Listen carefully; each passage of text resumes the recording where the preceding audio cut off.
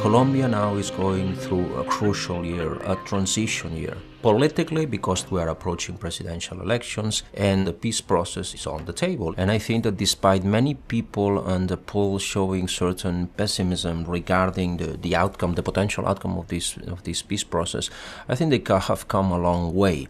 We are talking here about a 50 years war. I mean, any Colombian below 60 does not remember any Colombia at peace.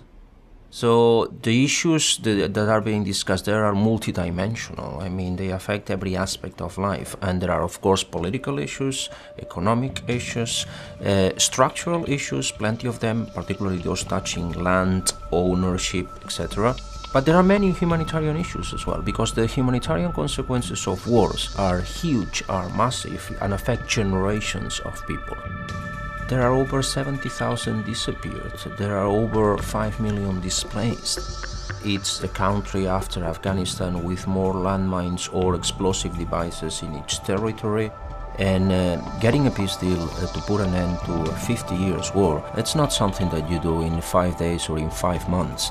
I think it's the best thing when you are discussing peace is to take your time to get a good peace deal. There is nothing worse than a bad peace deal that then it's not possible to implement.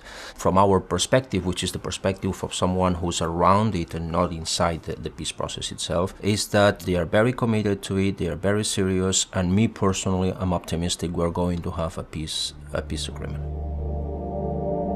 Today we have almost two completely separated Colombias. I mean, you have the Colombia of Cuba, where peace is being discussed, which is completely separated from the Colombia of Colombia, where war continues. For those victims that live in war zones, nothing has changed. The violence does not stem only from the armed conflict. It stems also from what they call in Colombia bandas criminales, which are, it's the way they refer to the gangs related to narco traffic and other illicit traffic, which use violence and control cities and control neighborhoods and control rural areas as well. And they do it through armed violence that generates the same humanitarian consequences than war itself. The sad paradox is that while a peace agreement will put an end to this half-a-century armed conflict, it won't mean the end of violence. Many of us even fear that it can even get worse, because those bandas criminales, those gangs, those groups, they may actually take over areas that are abandoned or emptied from FARC or guerrillas because of the peace process. However, we should not underestimate at any given moment the historical and the symbolic importance of putting an end to what effectively is the last internal armed conflict in this continent.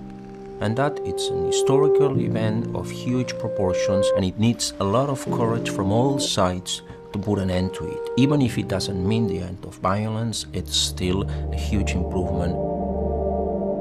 Implementing a peace agreement is just far more difficult than negotiating it. Many people don't know that, don't realize this. And many people and the international public opinion tends immediately to think, oh, there's been a peace agreement, everything is fine.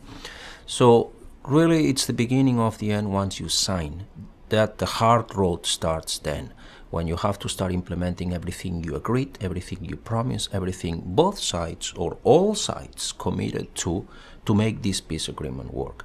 And these processes need a lot of political and financial support. Peace is not cheap. Peace costs money, costs investment, political and financial.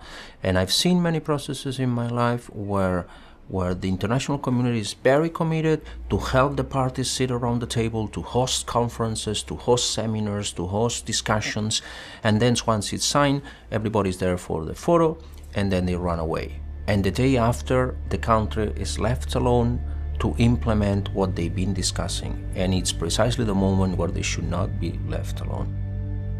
The ICRC, we are very conscious that violence will continue in Colombia despite the peace agreement. And there are many issues like the missing, like the weapon contamination by landmines and other explosives that are there to stay for decades once the war is over. And those are issues in which the ICRC works very hard in many countries in the world, and we will continue doing so in Colombia.